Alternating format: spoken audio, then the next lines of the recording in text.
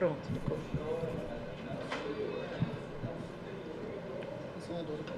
Tudo bem. Quero. Com 2 gotinhas de adoçante. Havendo número regimental, declaro aberta a 81ª reunião da Comissão de Educação e Cultura da primeira sessão legislativa ordinária da 57ª legislatura, que se realiza nessa data, 30 de outubro de 2023.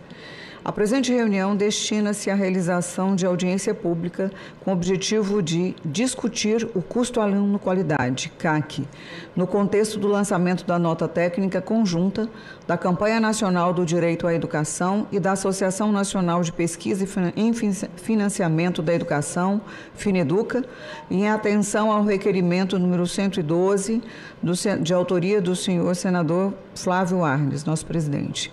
Convido para tomar lugar à mesa os seguintes convidados: senhor José Marcelino de Rezende Pinto, professor da Faculdade de Filosofia, Ciências e Letras de Ribeirão Preto.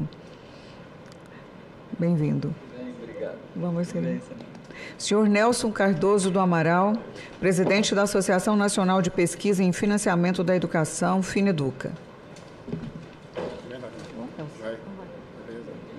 Participam de forma remota Andressa Pelanda, coordenadora geral da Campanha Nacional pelo Direito à Educação, a senhora Adriana Dragoni Silveira, coordenadora do Laboratório de Dados Educacionais e do Simulador do Custo Aluno Qualidade e professora da Universidade Federal do Paraná.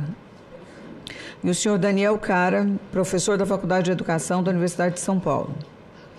Informo também que foi convidado o senhor Tiago Alves, coordenador do Laboratório de Dados Educacionais e do Simulador do Custo Aluno Qualidade, professor da Universidade Federal de Goiás, que não pôde comparecer a esta audiência. Antes de passar a palavra aos nossos convidados, comunico que essa reunião será interativa, transmitida ao vivo e aberta à participação dos interessados por meio do portal e-Cidadania e na internet no endereço senado.leg.br/e-cidadania ou pelo telefone 0800 061 2211. O relatório completo com todas as manifestações estará disponível no portal, assim como as apresentações que forem utilizadas pelos expositores. Na exposição inicial, cada convidado poderá fazer o uso da palavra por 10 minutos. Ao final das exposições, a palavra será concedida aos parlamentares, se houver alguma inscrição, para fazer as suas considerações, e depois eu volto para o encerramento. Eu vou ler as perguntas que já chegaram pelo e-Cidadania. Senhora Roberta Marieta, do Paraná. Como se leva em conta a distribuição dos fundos do governo federal e a localização da escola em meio rural e urbano? Edna Vaz, de Minas Gerais. Como o custo por aluno está relacionado à qualidade da educação? E quais as estratégias que podem ser implementadas para otimizar essa relação? Luiz Fernando, do Rio de Janeiro. O CAC levará em consideração as especificidades de cada município? Se sim, quais serão os critérios utilizados? Silvia Ferreira, do Pará. Existe fiscalização para saber se o valor aluno ano total é aplicado integralmente nos alunos da rede pública? Cris Batista, do Distrito Federal. O investimento no aluno é importante, porém é importante fazer investimento em infraestrutura e nos professores. Francisco Eduardo, do Maranhão. Apesar de ainda não ser suficiente para garantir uma educação de qualidade, esse indicador deve ser mantido e melhorado. Foram essas perguntas que chegaram até agora. Chegando mais questões, nós repassaremos. Eu passo a palavra à senhora Andressa Pelanda, coordenadora geral da Campanha Nacional pelo Direito à Educação, que participa de forma remota. Boa tarde, senadora Dorinha. Boa tarde. Já é uma senadora que é histórica na luta pelo custo aluno qualidade. Um prazer poder estar nessa audiência com sua presidência. Também um salve ao senador Flávio Arnes, que também fez e faz parte dessa luta. Queria cumprimentar todos os companheiros que estão aqui também, Marcelino, Nelson, Adriana, Daniel, com quem a gente também compartilha, né, esse debate, os estudos, as notas técnicas e a luta pelo CAC. Eu não vou me alongar, dizer que esse é um momento muito importante para a gente debater esse tema que já fez parte de muitas discussões nos últimos pelo menos 20 anos aqui no Congresso Nacional, e agora a gente dá mais um passo conjunto da campanha e da Fineduca para que a gente possa avançar para materializar o custo aluno qualidade. Eu vou apresentar aqui a minha tela para fazer um panorama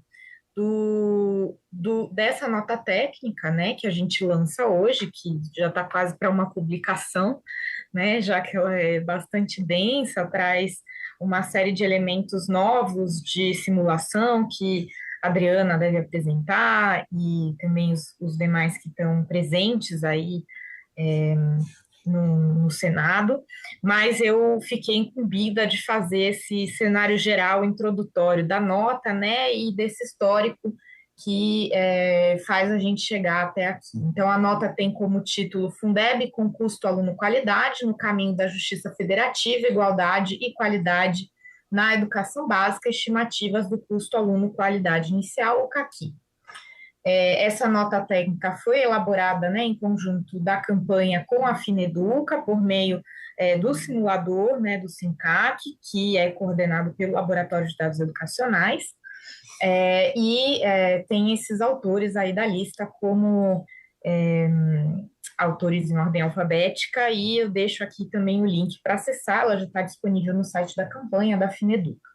Né? Então, resumidamente, a gente traz no começo do sumário executivo, né, uma síntese das principais informações novas que estão na nota técnica, e aí eu queria destacar como o custo aluno qualidade está, né, no corpo da Constituição Federal desde a emenda 14 de 96 pelo padrão mínimo de qualidade, mas foi colocado nos termos do custo aluno qualidade em 2020 pela constitucionalização do CAC por meio do Fundeb, o novo Fundo para a Educação Básica, depois de muito tempo de luta, né? Mas a demanda por um padrão mínimo de qualidade, ela vem desde 96, ou seja, tem sido descumprida há 25 anos, e a campanha faz esse ano, inclusive, né, 24 anos, e desde a sua vida, né, do começo, a gente atua para que a garantia da qualidade da educação esteja pronta, e os nossos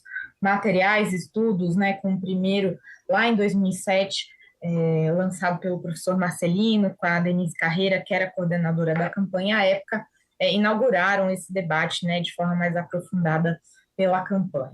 Né? A gente vai tratar de forma introdutória também sobre os debates, né, em relação ao que é qualidade na educação. A Adriana traz muito disso na pesquisa dela, provavelmente deve trocar sobre esse assunto, né?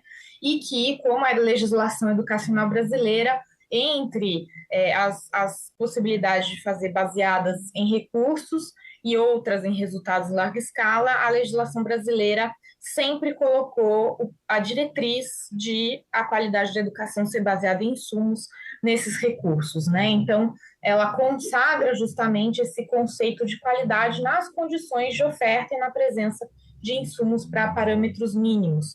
E aí uma pessoa perguntou aí sobre o que é o custo aluno qualidade, né? E aí a gente trata o CAQI, que é o custo aluno qualidade inicial, como os insumos, né, as condições mínimas aceitáveis necessárias para se garantir o direito à educação de qualidade na educação básica, em todas as etapas e modalidades, né, e um valor de transição, e aí essa é a proposta que a gente traz aqui no Fundeb, entre o valor aluno-ano do Fundeb, que é insuficiente para garantir as condições de qualidade, para chegar no valor do CAC, né, que é o custo aluno-qualidade. Eu trago aqui para a gente lembrar um parênteses, né, com essa linha do tempo sobre o custo aluno-qualidade, que lá, desde, né, das bases previstas na Constituição Federal de 88, já estavam presentes, né, os parâmetros para que esse custo aluno-qualidade se materializasse. De 2002 a 2005, a campanha realizou uma série de oficinas, seminários para discutir o CAC com especialistas, atores do campo. Em 2007 é lançada a primeira publicação, que eu já mencionei, né? Em 2008, na CONEB, a Conferência Nacional de Educação Básica, a gente aprova, né, o custo aluno-qualidade no texto final, e o mesmo acontece nas conferências nacionais de educação de 2010, 2014, 2018, 2022, sendo que em 2010 o Conselho Nacional de Educação aprova o parecer 8 de 2010, que foi em parceria com a campanha, justamente trazendo, né, esse parâmetro como referência para a regulamentação do CAC, né, que nunca foi homologado e depois passou por um processo de esvaziamento em 2019. A gente aprova, né, em 2014, na lei do Plano Nacional de Educação, que está agora no seu último ano, que a gente está debatendo o novo plano nas conferências, o CAC como referência para os 10% do PIB. E em 2016, né, o simulador de custo aluno-qualidade passa a funcionar até hoje. 2018, a gente lança a publicação da campanha que atualiza, né, os valores do CAC desde aquela de 2007 para 2018, e a partir de então a campanha adota a metodologia e todo o processo de construção do custo aluno-qualidade por meio do SINCAC, né, que é com quem a gente constrói e dialoga todo esse trabalho desde então. Né, 2020, a gente faz a aprovação do Fundeb com CAC, né, e aí eu trago algumas imagens mostrando todo o processo de mobilização imenso, inédito, né, que a gente teve na aprovação de duplicar, né, a complementação da União ao Fundeb. E aí a gente tem a presença de vários senadores, então deputados também, na incidência em vários estados, também no Congresso Nacional. A gente faz uma mobilização internacional também para chamar a luz para esse mecanismo que tem inspirado também outros países. A gente já tem estudos do CAC no Chile, em Moçambique, no Paraguai, na Argentina, em vários países. Quando a gente vai para a pandemia, a gente passa a fazer essa incidência online, né, nas disputas pela aprovação do Fundeb com a complementação da União e o custo aluno-qualidade. Essas mobilizações chegaram a 7 milhões de tweets no Trending Topic do Brasil. A gente teve uma das maiores mobilizações por financiamento da educação na história, né, do Brasil, até chegar na aprovação da emenda no primeiro turno, né, aqui na Câmara dos Deputados, com a grande maioria, né, dos votos, 499 sim, pelo texto final, né. A gente entrou depois na disputa para garantir que o CAC estivesse presente, aí vários senadores, deputados, trazendo seus votos no Fundeb com CAC, nessa agenda de insumos, né, nesse conceito de CAC, que há tanto tempo a gente defende, e a gente teve centenas de entidades, dentre elas ministérios públicos, de contas, tribunais de contas, associações de pesquisa, organizações internacionais, organizações nacionais, centros de defesa da criança e adolescente, faculdades, movimentos de educação infantil, movimento Sem Terra, enfim, uma série de entidades, para além daquelas que já estão na rede da campanha, se mobilizando pelo CAC. E aí a gente chega, né, nessa aprovação histórica desse custo aluno-qualidade. Eu estou reiterando isso porque quando a gente passa, né, a partir dessa mobilização para debates dentro do executivo, para essa regulamentação, a gente vê resultados que vão na contramão do que sempre foi defendido e o que foi aprovado democraticamente, desde conferências de educação, passando pelo Congresso Nacional diversas vezes e agora constitucionalizado.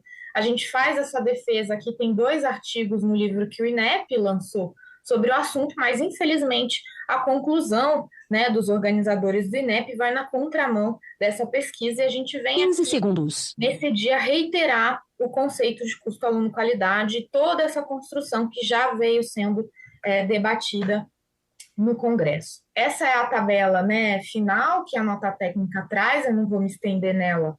Ela traz, vai ser debatida, mais apresentada mais adiante.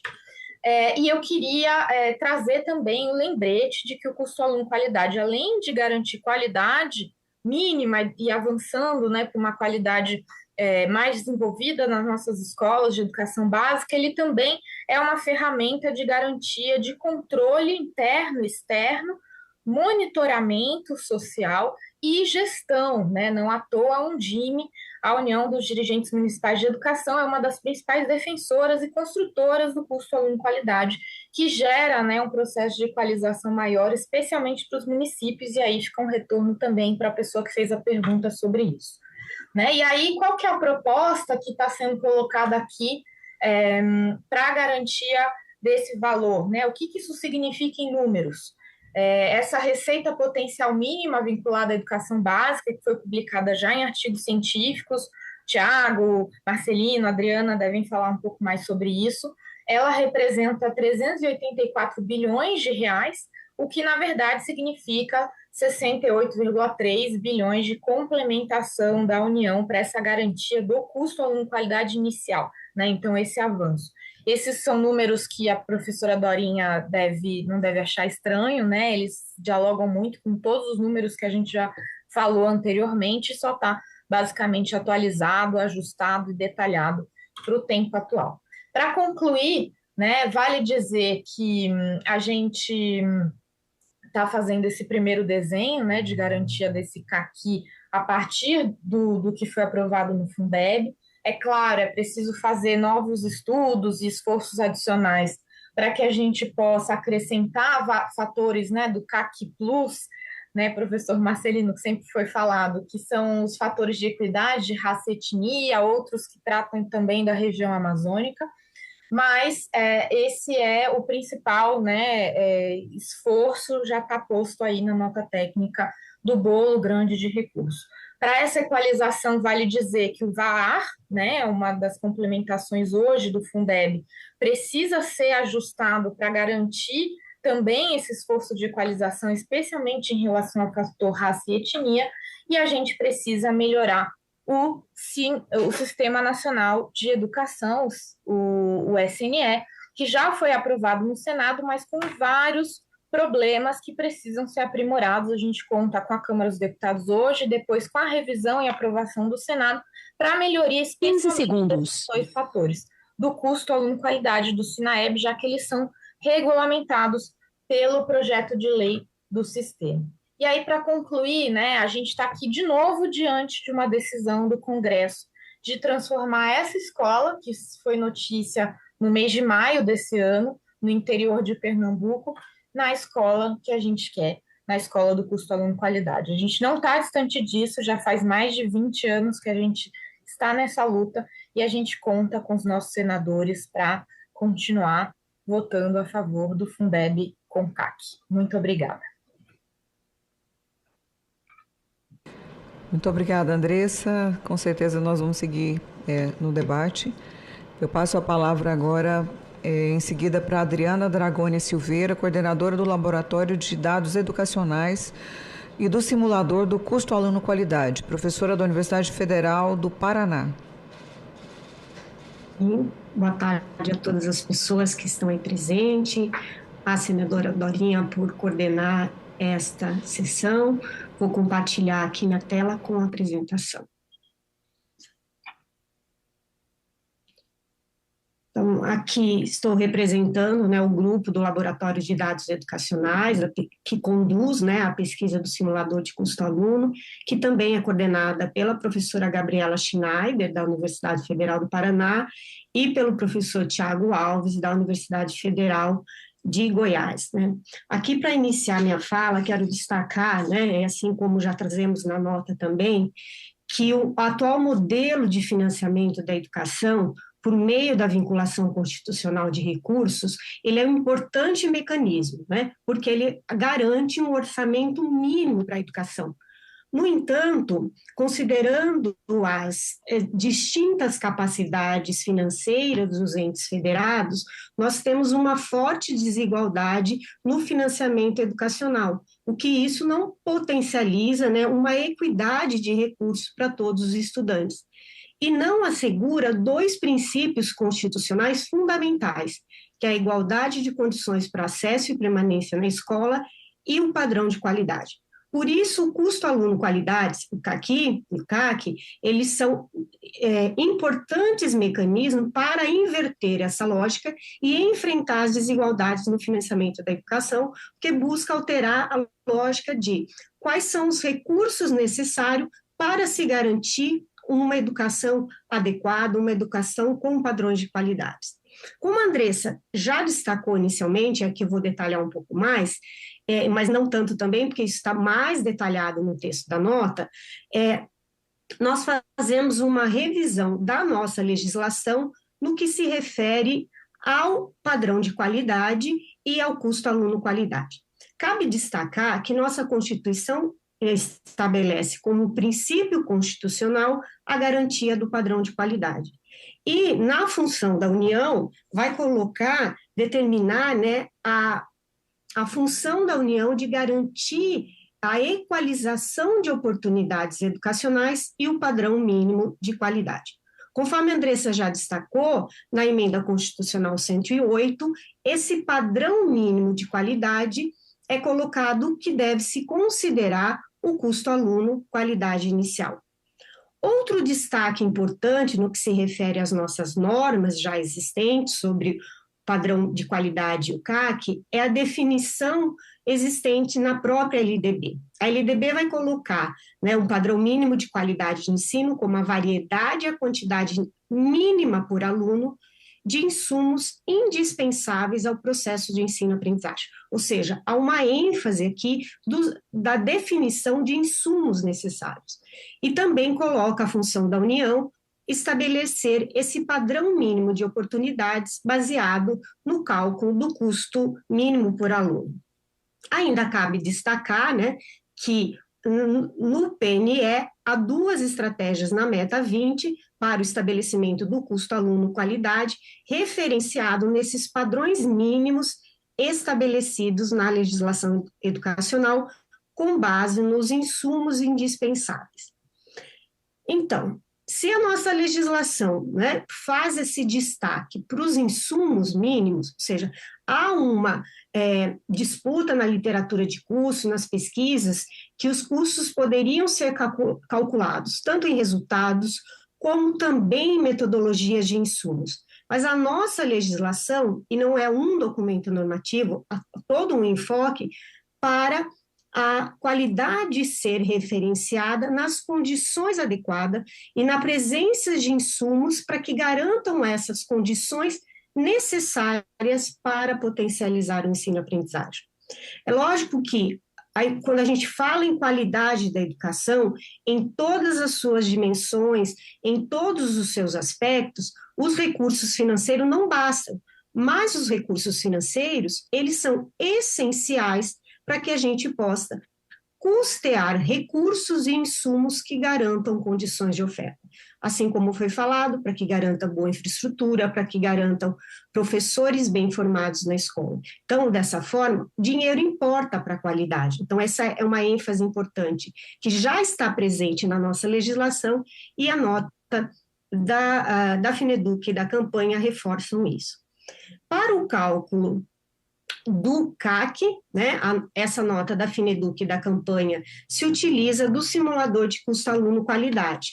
O simulador, né, o SINCAQ, ele é uma plataforma online que está disponível na internet nesse endereço que vocês podem acessar com toda a sua metodologia, diversos documentos. Então, no SINCAQ, nós vamos nos utilizar de um padrão de qualidade de referência, chamado PQR, para calcular os insumos e recursos monetários que deverão assegurar condições igualitárias de funcionamento para todas as escolas.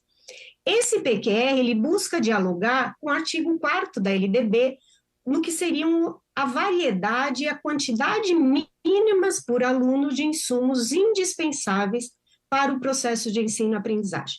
E quais insumos são esses utilizados no CAQ? E aqui importa destacar que há uma grande discussão, né, se nós deveríamos ter um padrão mínimo para todo o Brasil. Acho que isso está claro nessa revisão de literatura da revisão da normativa brasileira de que precisamos estabelecer nacionalmente um padrão mínimo de qualidade. E aqui, para o cálculo do CAC, o SINCAC se utiliza de 7 parâmetros, ou seja, quais seriam os parâmetros essenciais para que a gente pudesse garantir igualdade de condições a todas as escolas brasileiras, mas considerando as especificidades das diferentes etapas e também localidade das escolas, como vocês vão verificar depois nos resultados que serão apresentados, principalmente pelo professor José Marcelino, que há diferenciações de CACs para diferentes etapas e modalidades. Então, desses parâmetros, dias letivos por semana, jornada diária, tamanho das turmas, formação, jornada, carreira, remuneração dos professores, composição do quadro, formação e remuneração dos funcionários de escola, adicional para professores das escolas rurais, manutenção, formação, materiais didáticos e outros, e encargos sociais. Então, entendemos que esses 7 parâmetros, eles cobrem todo o funcionamento de uma escola, ou seja, seriam padrões mínimos para que pudéssemos assegurar o custo aluno-qualidade inicial. O SINCAC também calcula parâmetros para a infraestrutura das escolas, mas para o cálculo do CAC isso não é levado em conta, mas o simulador destaca quanto seria necessário para que todas as escolas pudessem ser dotadas da infraestrutura mínima. Esse padrão de qualidade de referência, cabe destacar que vários desses parâmetros já estão estabelecidos em normatizações existentes, como leis, decretos, resoluções nacionais. Também buscamos justificar esses parâmetros nos documentos orientadores de políticas e também no documento, né, da própria campanha de 2018 e ainda utilizando-se de diagnóstico da realidade educacional para que nenhuma escola ficasse abaixo dos padrões hoje já praticados. Um documento completo com todas essas justificativas está disponível lá na página do SINCAC, também referenciado na nota. No SINCAC, ele se utiliza dos dados reais das escolas. Como alguém perguntou, né? Então, como que a gente calcula o custo aluno-qualidade? Então, o simulador, ele pega o diagnóstico, as matrículas de todas as escolas brasileiras, estaduais e municipais, ou seja, todas as suas características, quantas ofertas de matrícula em período parcial, integral, noturno, de ensino fundamental, ensino médio, EJA, e a esses dados da realidade se aplica esse padrão de referência, ou seja, qual é a carga horária, números de alunos por turma, a composição da jornada do professor, o salário do professor, a composição de funcionários, e então nós temos aqui o custo aluno-qualidade inicial por etapa, modalidade, turno e também localidade. 15 segundos. Então, no SINCAC, nós vamos ter esse nível de cálculo na escola. Então, é possível calcular quanto é que custa uma escola em condições de qualidades, aplicando aqueles parâmetros para se verificar o custo. Uma informação importante que eu esqueci de falar é que esses parâmetros do SINCAC, eles podem ser alterados. Eu quero alterar o número de alunos por turma, acho que é importante reduzir esse número, altera, e se altera também o valor da simulação. Então, esses resultados calculados inicialmente por escolas, eles são divulgados por rede de ensino, estado e também no nível nacional. E aí, para finalizar aqui minha fala, e depois outros colegas irão enfatizar outros aspectos da nota. Quando falamos em padrão de qualidade, cabe destacar que ele é um princípio no qual o ensino deve ser garantido e, portanto, um dever do Estado brasileiro. Então, a garantia de insumos adequados, ela é condição fundamental, ainda que a gente vá dizer que a gente precisa de outros elementos para a garantia da qualidade. Mas os insumos, ele é fundamental para que a gente possa garantir o cumprimento do direito humano à educação, do cumprimento a um princípio da igualdade. Então, o CAC e o CAQUI, né, eles partem de uma concepção de que nas escolas públicas, localizadas em diferentes territórios com diferentes perfis dos alunos, tenham como base um padrão mínimo de qualidade, ou seja, um padrão mínimo de oferta de condições de qualidade. Então, por isso, nessa nota técnica, nós vamos fazer uma proposição de quais seriam esses insumos necessários e quais seriam custos calculados a partir desses insumos para cada etapa e modalidade da educação básica. Muito obrigada pela oportunidade.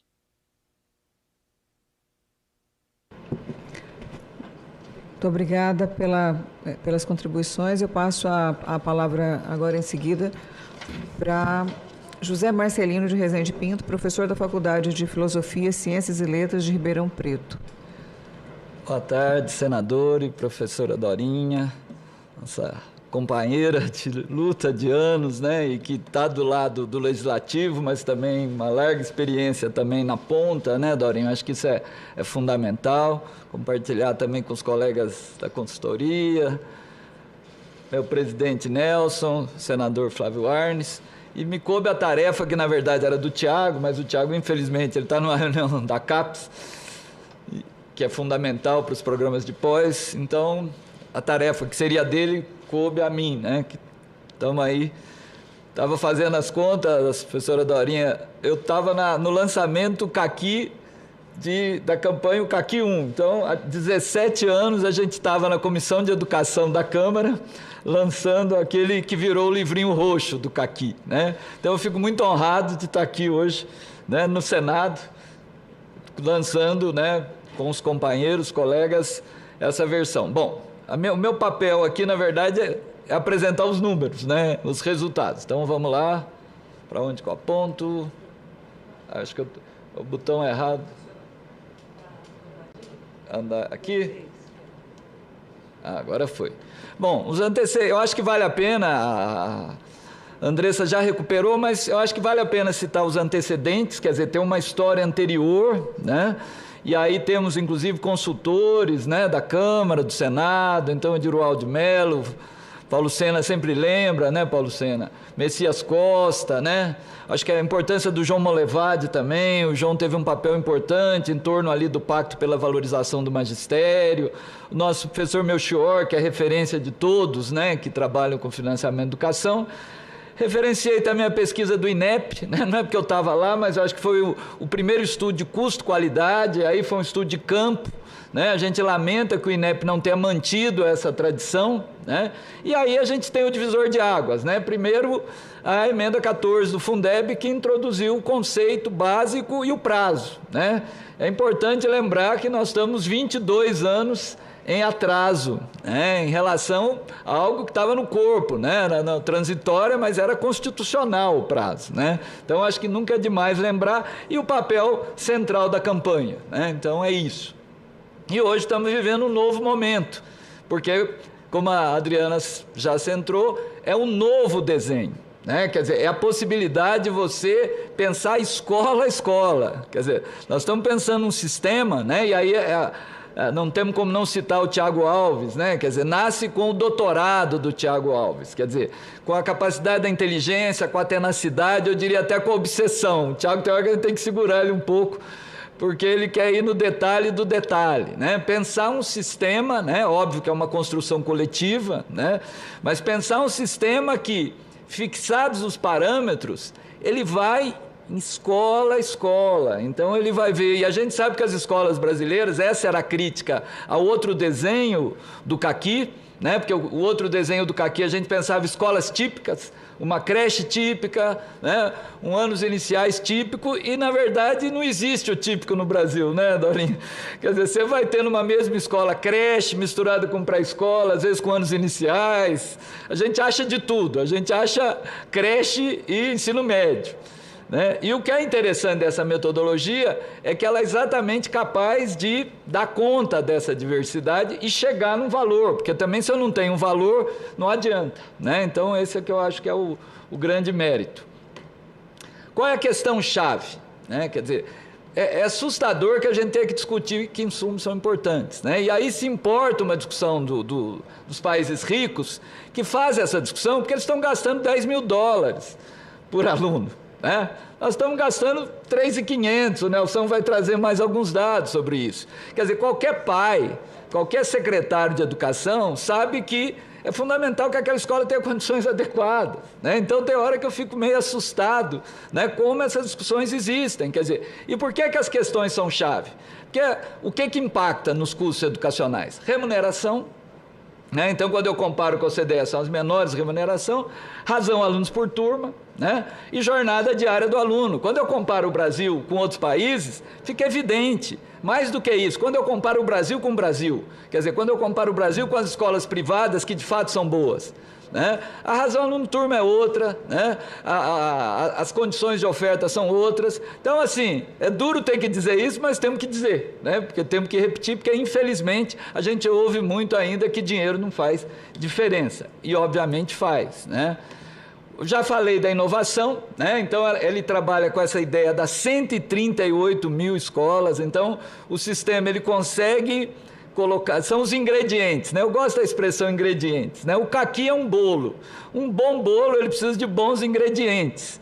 E o que ele faz é o seguinte: na escola X do interior de Roraima, eu tenho lá naquela escola um conjunto de alunos de creche, tenho. Então eu tenho que estabelecer alunos turma, eu tenho que remunerar, né? Tem ensino fundamental e depois o sistema consegue diluir esses custos, obviamente, em relação à gestão, né? Então ele me permite que escola a escola eu ache, por exemplo, o custo daquele aluno de creche, o custo daquele aluno de pré-escola.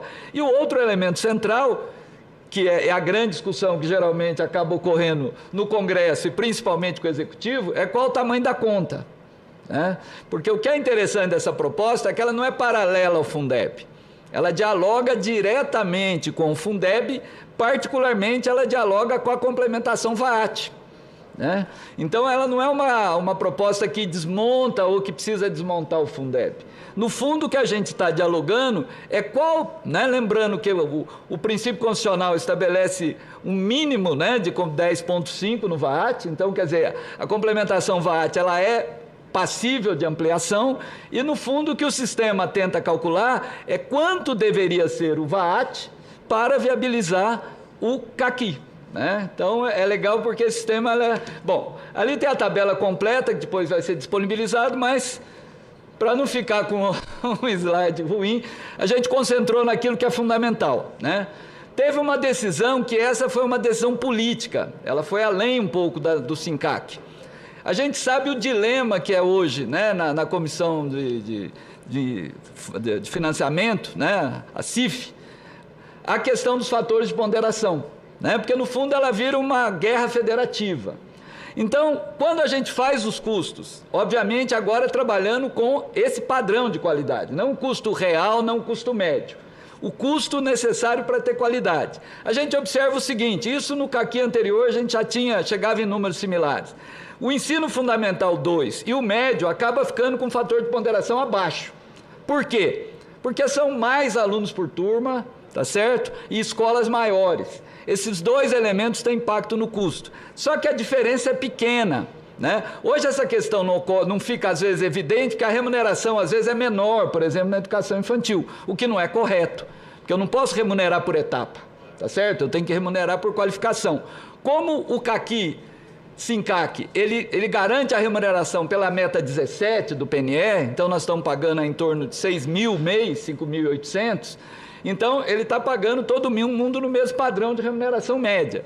Então, o que acontece?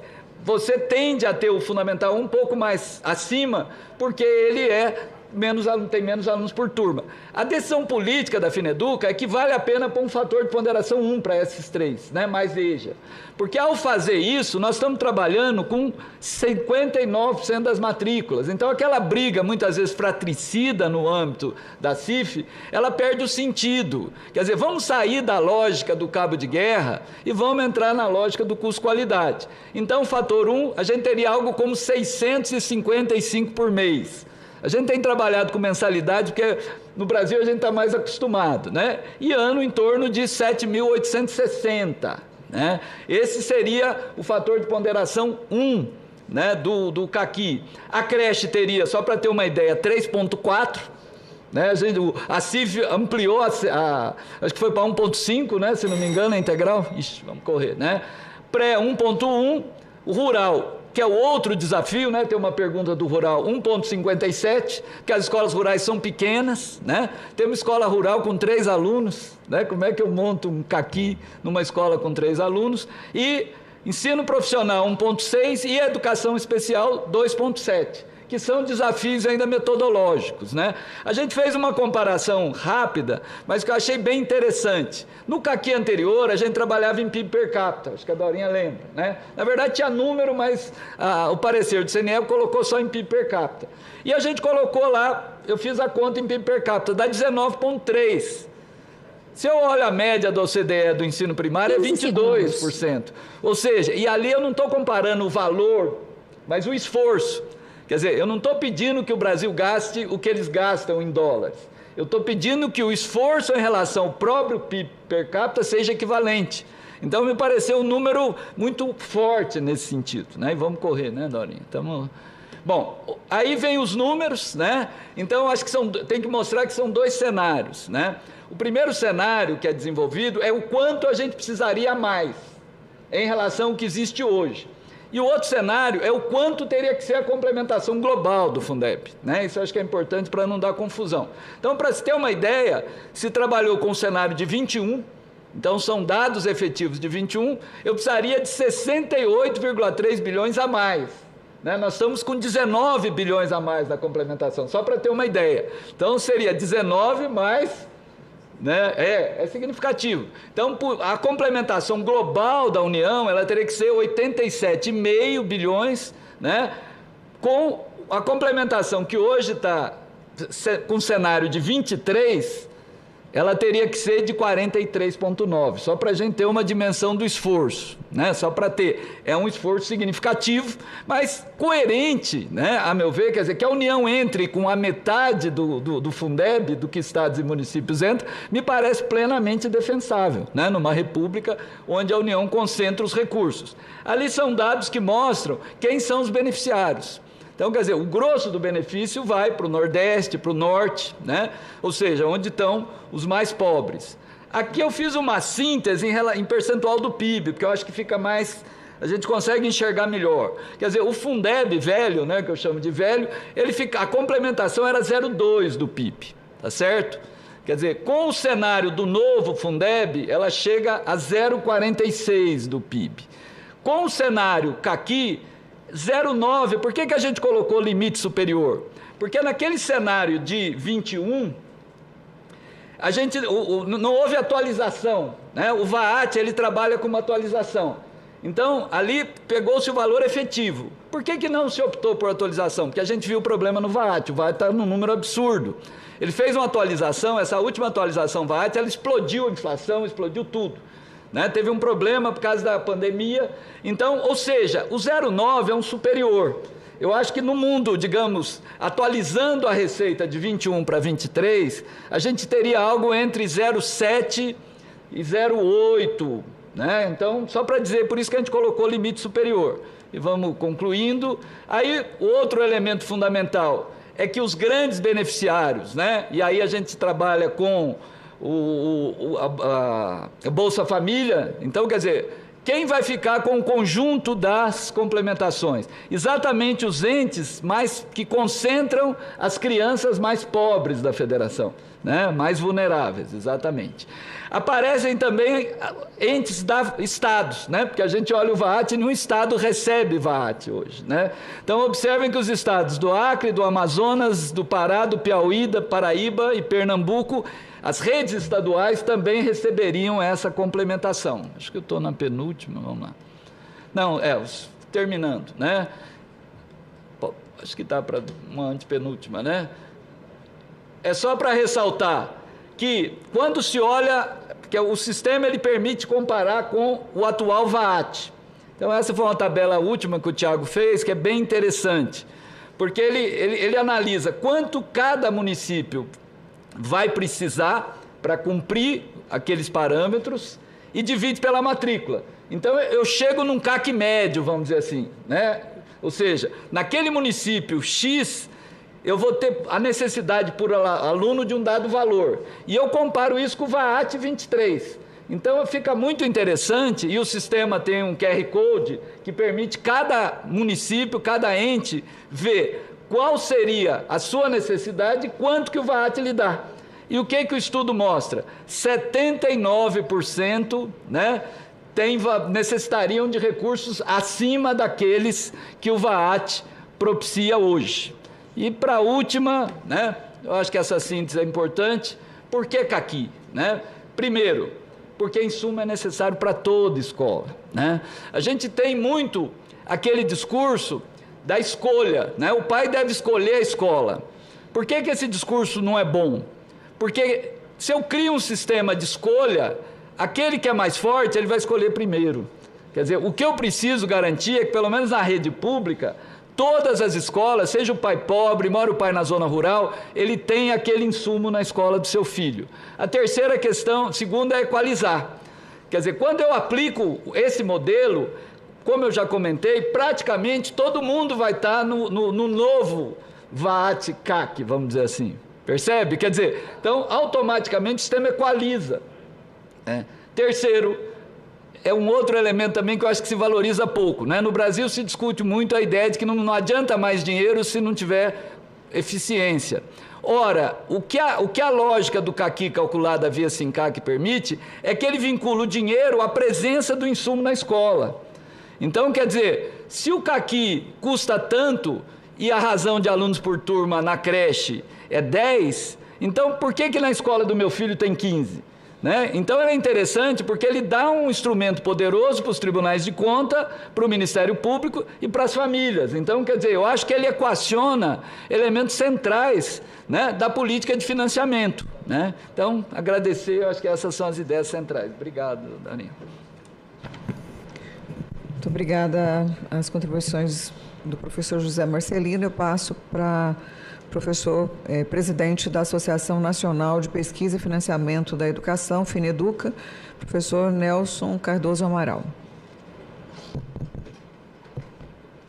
Boa tarde para todos e todas.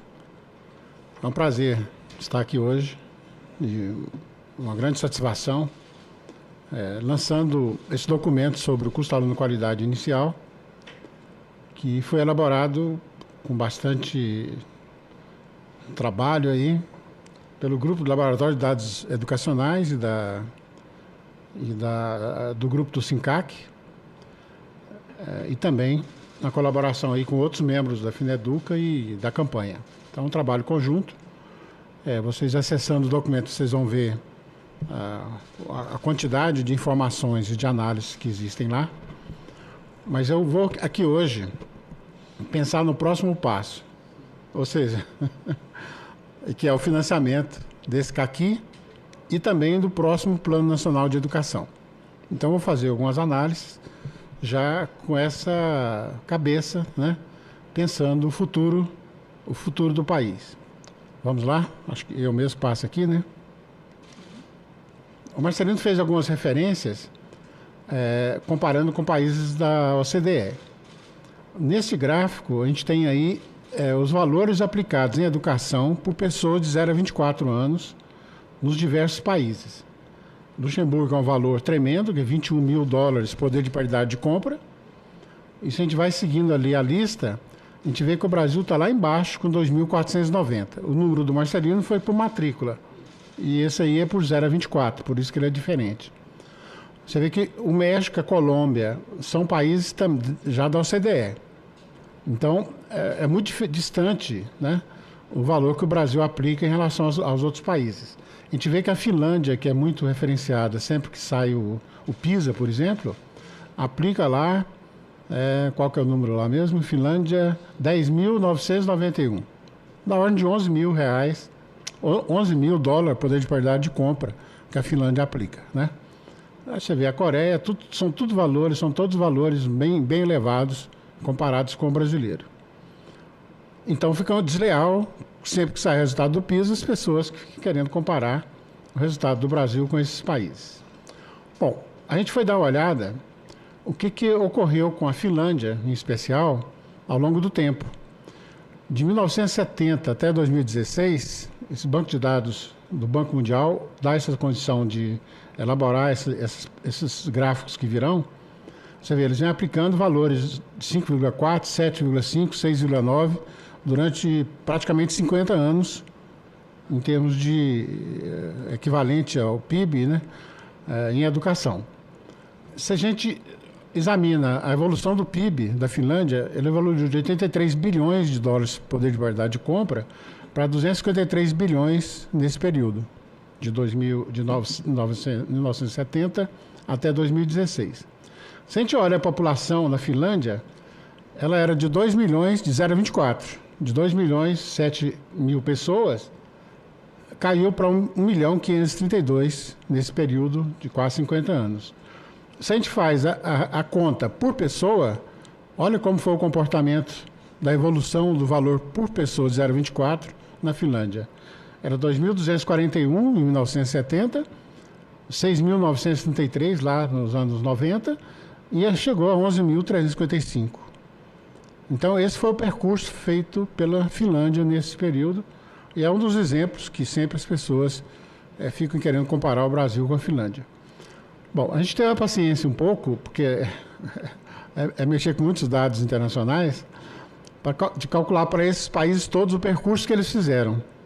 Vocês veem que a Finlândia, a Coreia do Sul, a França, o Japão, a Noruega, praticamente 50 anos ali de processo.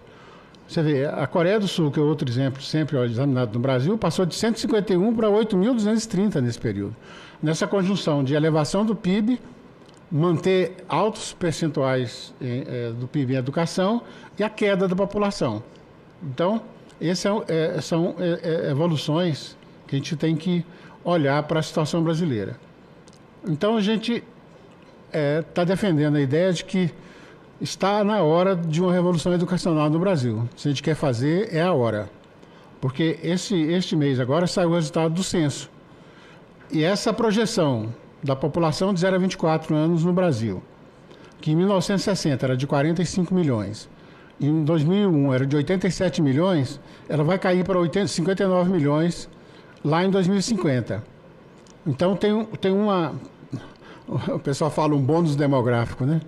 Que é a linguagem. Tem um bônus demográfico aí que esses países aproveitaram. Você viu que a Finlândia lá começou a cair, jogou a educação na população, porque se você educa a população, isso tem reflexos ao longo de muitas décadas, né? Se você joga numa década, você tem reflexos nas décadas seguintes. Então essa é a evolução e ela está mais acelerada do que esse gráfico. Porque esse gráfico foi feito e projetado na época antes de sair o censo 2022. E está mostrando, e a mídia está repercutindo isso tremendamente nesses dias, né?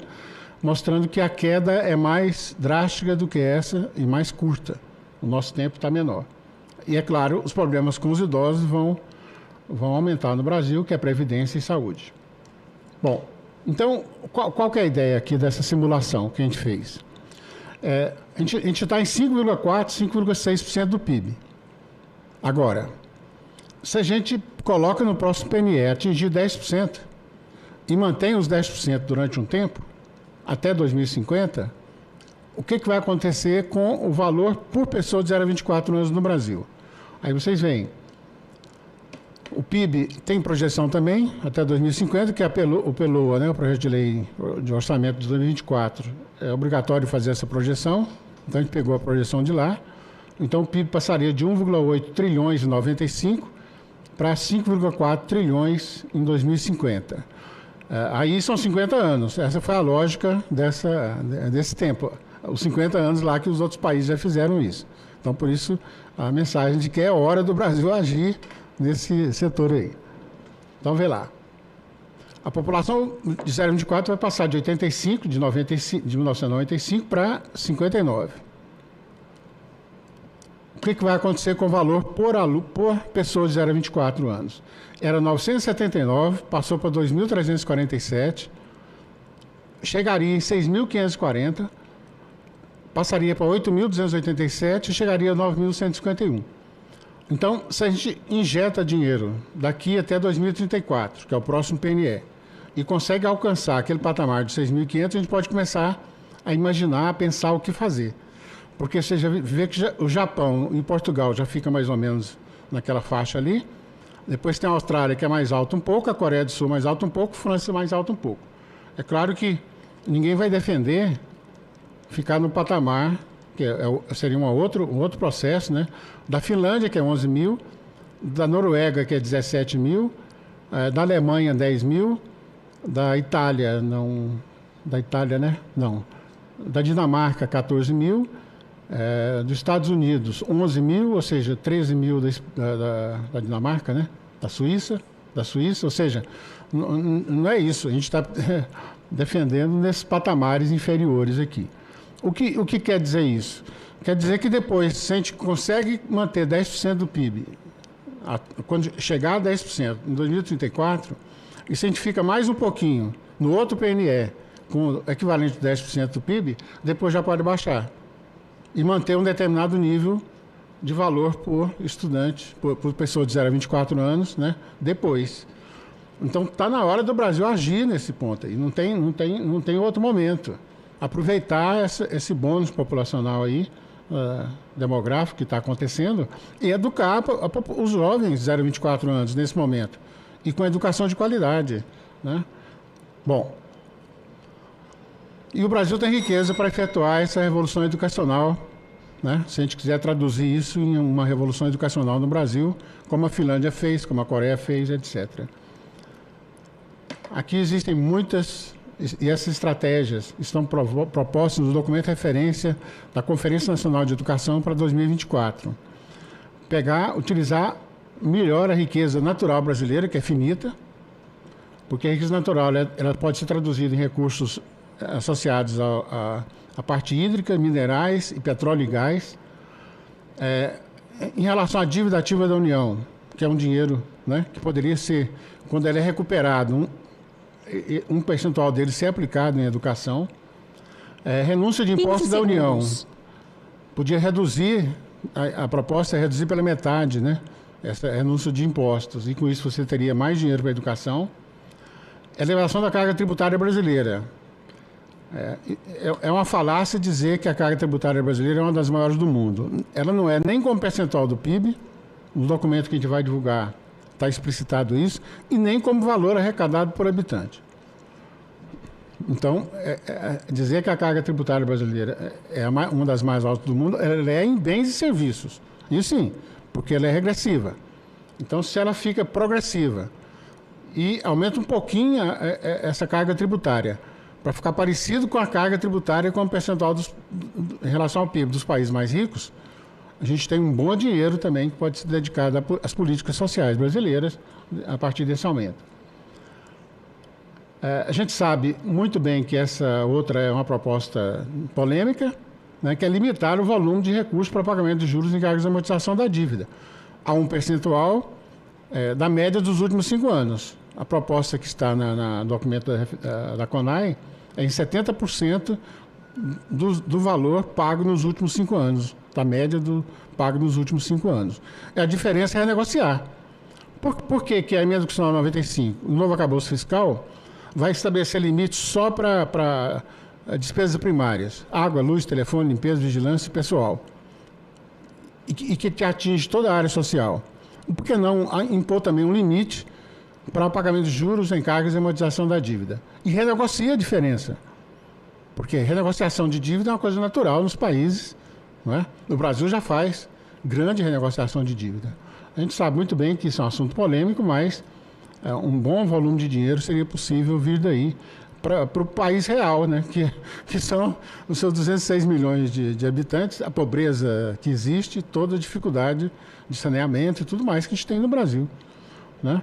Porque um é o mundo real e o outro é o mundo financeiro, é o pessoal ganhando dinheiro sem o setor produtivo atuar, né? Ganhando dinheiro com o mercado financeiro.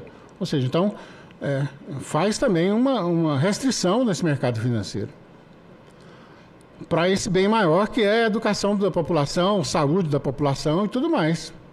Porque esse volume de dinheiro, é claro que toda a estrutura que a gente está trabalhando em relação à educação, mas a defesa é toda nas áreas sociais brasileiras. Diminuição dos recursos públicos que diriam no setor privado, é preciso dar uma olhada nesse volume de recursos, ele é da ordem de 30 bilhões por ano, e a elevação da vinculação constitucional de impostos da União de 18 para 25. Então, essas são ações, né, um pacote de ações que comprovam que o Brasil tem riqueza para fazer isso. A Noruega fez o plano soberano, né, com o volume de petróleo que eles têm lá, e é uma revolução que fizeram na Noruega a partir desse fundo soberano. O fundo soberano no Brasil foi usado recentemente, de 64 bilhões de reais, para pagamento de juros, encargos e amortização da dívida, com a emenda 109, que foi aprovada pelo Congresso Nacional.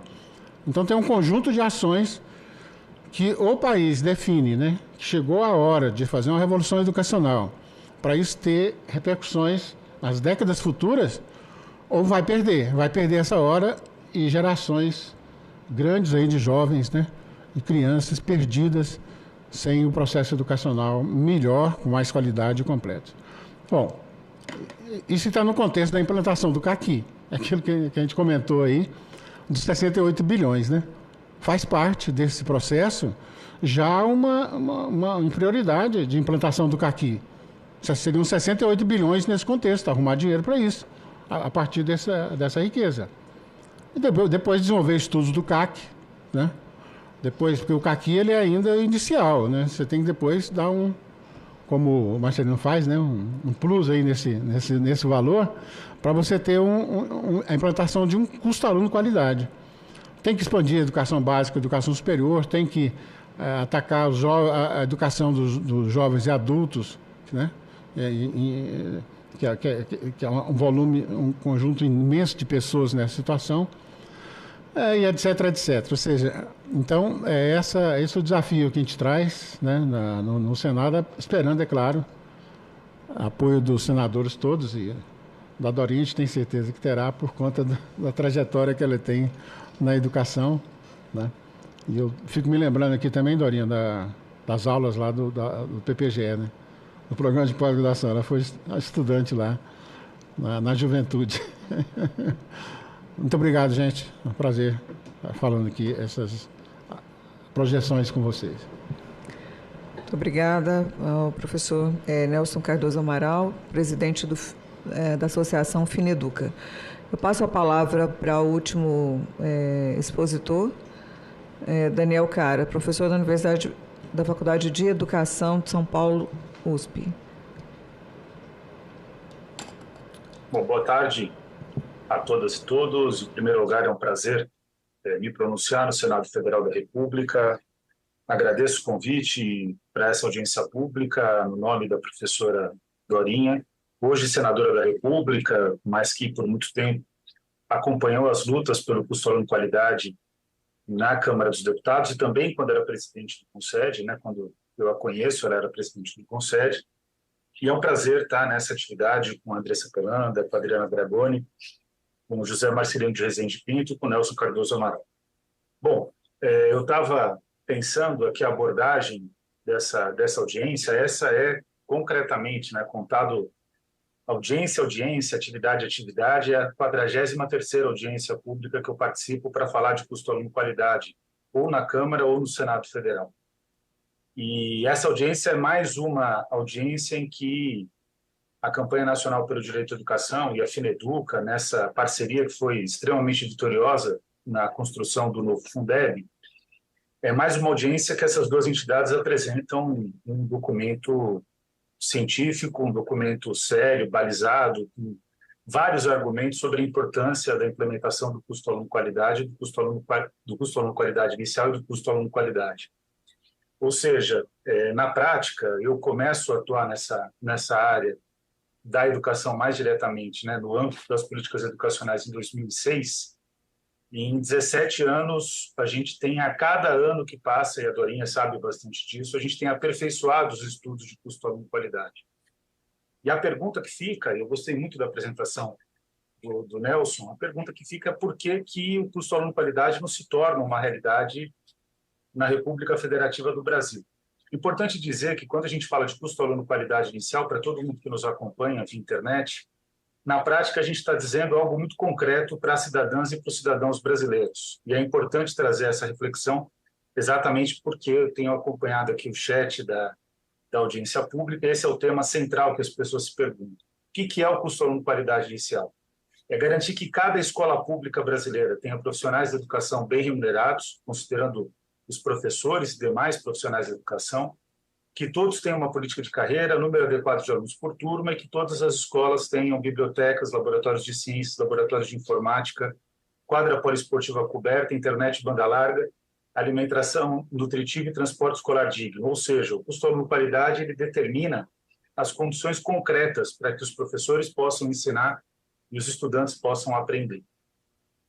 Essa é uma mensagem, inclusive, que está bastante divulgada na sociedade brasileira. Quando a gente aprova o novo Fundeb, no final de abril de 2020, o Fundeb permanente, que foi relatado pela professora Dorinha na Câmara e pelo senador Flávio Arnes no Senado, o Jornal Nacional daquele dia, a gente aprova, se não me engano, numa segunda-feira, na terça-feira, ou foi na terça e na quarta-feira, o Jornal Nacional ele faz uma abertura do dia da promulgação e ele ressalta exatamente essas palavras, que o custo aluno-qualidade significava garantir todos esses insumos para a educação. O ponto concreto é que a gente precisa ainda no Brasil ter que justificar a importância dos insumos. Eu me recordo que em 2015 eu fui delegado brasileiro no Fórum Mundial de Educação na Coreia do Sul e eu tive a oportunidade de conversar com o Eric Hanushek. O Eric Hanushek é um economista que acaba sendo muito influente no debate mundial sobre a economia da educação e é ele que cunha a base daquilo que depois o Paulo Renato Souza, quando ministro do presidente Fernando Henrique Cardoso, traduz para o Brasil, que é a ideia de que o problema da educação não é de recurso, o problema da educação é de gestão. A apresentação do Nelson mostrou que isso não é a realidade. O próprio Marcelino, ali, quando ele faz a apresentação dele, ele é bastante feliz em mostrar que esse é um falso dilema, né? Que não existe essa oposição entre boa gestão e recurso. Pelo contrário, para a garantia de uma boa gestão, e a Dorinha sabe disso, como foi secretária estadual de Educação, para garantir uma boa gestão, você tem que ter o recurso necessário e adequado para a garantia do processo de ensino-aprendizado. O problema concreto no Brasil é que, e aí o Marcelino fala com muita propriedade, o Nelson traz os números, é que se interpreta que esse debate, que é um debate internacional sobre a validade ou não dos insumos, cabe no caso brasileiro. E o Eric Hanushek, quando eu trago essa questão para ele, né, quando eu pergunto para ele como ele pensa essa questão, ele fala, olha, no caso brasileiro, ele dá exatamente a resposta que a gente já sabe. No caso brasileiro, não cabe fazer uma oposição entre insumos e qualidade da educação, porque, de fato, vocês ainda vivem numa situação de precariedade que os insumos ainda são raros. Portanto, é importante destacar e frisar com todas as linhas necessárias, inclusive por conta do debate congressual, que é tão importante às vésperas do Plano Nacional de Educação, que o Brasil não pode aceitar escolas extremamente precarizadas, que é o que a gente vê na minha cidade, que é a cidade de São Paulo, mas que a gente pode percorrer o Brasil inteiro, que vai continuar encontrando escolas precarizadas. O Brasil não pode aceitar o fato de que o Plano Nacional de Educação atual, que a gente deu tanto sangue, tanto suor para conseguir construir esse plano, e que foi uma luta coletiva belíssima, que tomou todo o Brasil, a gente não pode aceitar o fato de que o Plano Nacional de Educação só tem 15% das metas cumpridas. E esse elemento é um elemento que precisa ser ressaltado parcialmente cumpridas, inclusive, sequer foram totalmente cumpridas. Ele precisa ser ressaltado com todas as letras. A gente não pode aceitar o fato de que o Brasil continua debatendo educação desvinculado de um projeto de desenvolvimento. E esses temas que o Nelson trouxe, sobre bônus demográficos, sobre a necessidade de uma revolução educacional, é um tema extremamente pertinente, que, aliás, se a gente quiser tomar na história da educação, a gente pode falar tanto do Anísio Teixeira em 32, mas até mesmo antes do Anísio Teixeira já era preocupação de diversos brasileiros e brasileiras. Eu me recordo que, dias atrás, eu li as declarações do José Bonifácio sobre a construção do Brasil, e ele dizia que a educação deveria ser uma prioridade fundamental. Então, ou seja, o Brasil é um país que ele insiste em patinar nesse tema. E, concretamente, ele insiste em patinar nesse tema, sendo que a gente já tem todas as informações necessárias e tem diversos estudos para implementar uma nova realidade.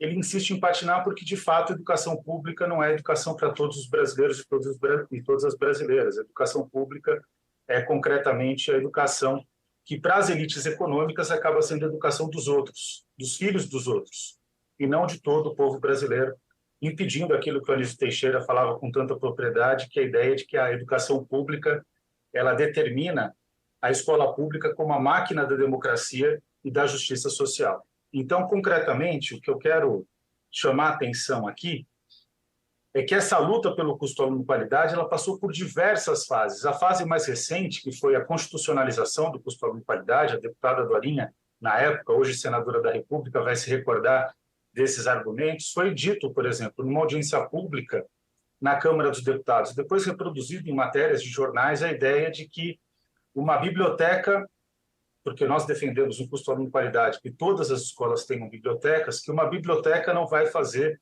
um aluno leitor ou uma aluna leitora. E, obviamente, a gente ganha o debate fazendo uma só pergunta. A ausência da biblioteca vai, de fato, permitir que as pessoas sejam leitoras? A ausência do laboratório de ciências vai permitir, de fato, uma educação de qualidade?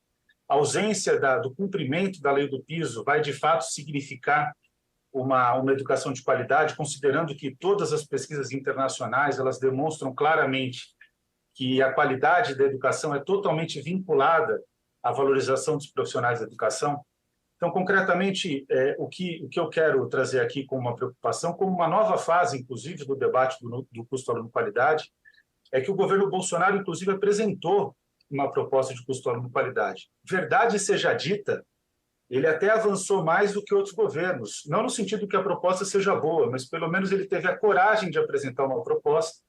É uma proposta que foi feita na forma de um decreto, que é o decreto, vou pegar aqui o número direitinho para falar para vocês, o 10.660 de 25 de março de 2021, que praticamente diz que custo aluno-qualidade significa um valor supostamente ótimo que garantiria a qualidade da educação, em que pese todos os modelos econométricos que subsidiam o estudo comprovarem o contrário.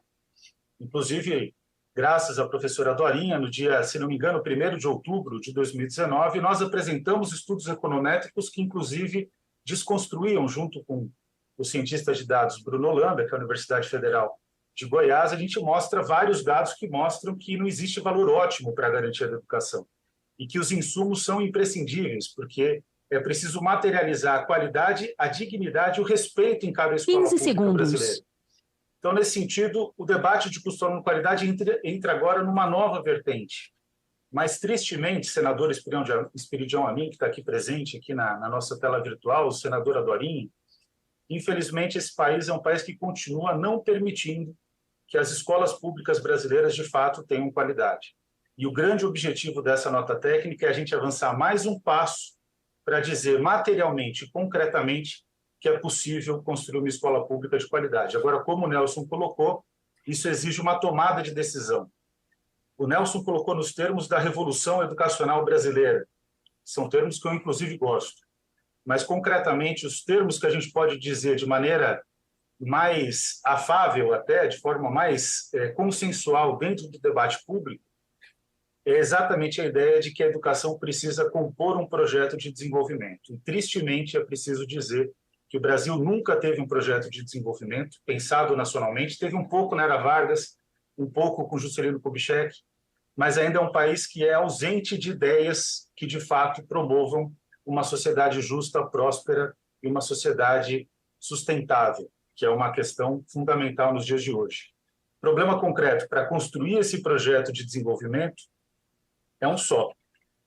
Se for feito um projeto de desenvolvimento que, de fato, coloque o Brasil no século XXI, o investimento em educação, ciência e tecnologia tem que ser um investimento estrutural para a organização e para a reorganização do nosso país. Então, esse era o ponto que eu queria trazer para vocês. É disso que se trata o Custo Aluno Qualidade, fazer com que o Brasil, de fato, respeite o povo brasileiro e tenha a possibilidade de ser um país que ocupe um lugar ao sol no século XXI, mas é preciso que a sociedade brasileira e os governos tomem a decisão concreta de garantir uma educação pública de qualidade para todas e para todos e que decidam também fazer desse país, de fato, um país desenvolvido. Então, esse é o desafio, e esse é o desafio para o próximo Plano Nacional de Educação que nós temos que encarar. Não dá mais para ficar dissociado desenvolvimento, um projeto de desenvolvimento de um projeto de educação.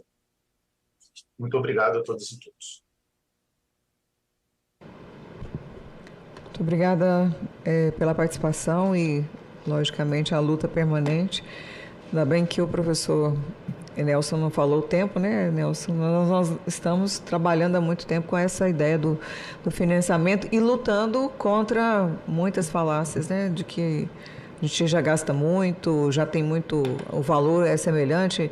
Esse foi um dos principais pontos que nós, no debate do Fundeb, enfrentamos na proposta de aumentar o percentual.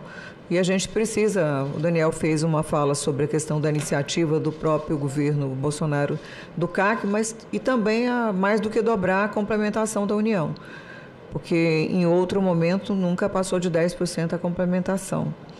Isso significa que a gente está no patamar que responde à nossa necessidade? Não, ao contrário. Eu acho que é muito importante essa divulgação, né, da grande distância que ainda temos e a oportunidade que temos em relação ao bônus demográfico, né, e a oportunidade de assegurar os recursos. Eu tenho algumas colocações, mas eu abri para os consultores, me informaram que só o Alisson gostaria de fazer uma pergunta. Eu não tenho nenhum senador aqui inscrito. Eu passo a palavra para o Alisson, eu volto aqui e a gente faz a última rodada já para encerrar.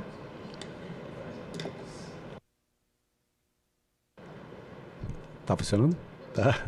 Boa tarde a todos, dar parabéns aí pelas apresentações, agradecer à senadora, a professora Dorinha, pela oportunidade, que é o privilégio de ter novamente, participar com ela presidindo, a gente teve o privilégio de trabalhar com ela na Câmara, eu, Paulo, na construção do Fundeb, e dar parabéns para os palestrantes, o Daniel e a Andressa, nessa luta política pelo CAC, essa conquista que é o CAC, professor Nelson, professor Marcelino, professora Adriana, mas também o professor Tiago, professora Gabriela Schneider, na construção técnica do CAC e agora do SINCAC. E aí o SINCAC eu já utilizei para alguns estudos e ele é uma plataforma riquíssima, que ela tem uma construção impressionante de dados por escola e é riquíssimo para estudos tanto acadêmicos, mas como para proponentes de políticas públicas. E vocês trouxeram os valores que foram calculados, e lá é muito interessante porque também a plataforma, de certa forma, chama para o debate também, porque você pode alterar os parâmetros, porque esses valores calculados, eles não são eles, né, você pode ali na plataforma exercitar, alterando o número de alunos por turma e outras variáveis, para ver como que varia isso também no custo de qualidade. Mas a minha pergunta a Adriana mostrou ali bem, o Marcelino também, que o CAQ, que está sendo agora da nota, ele dialoga muito bem com o Fundeb, com o VAT, mas ele representa a despesa corrente, basicamente.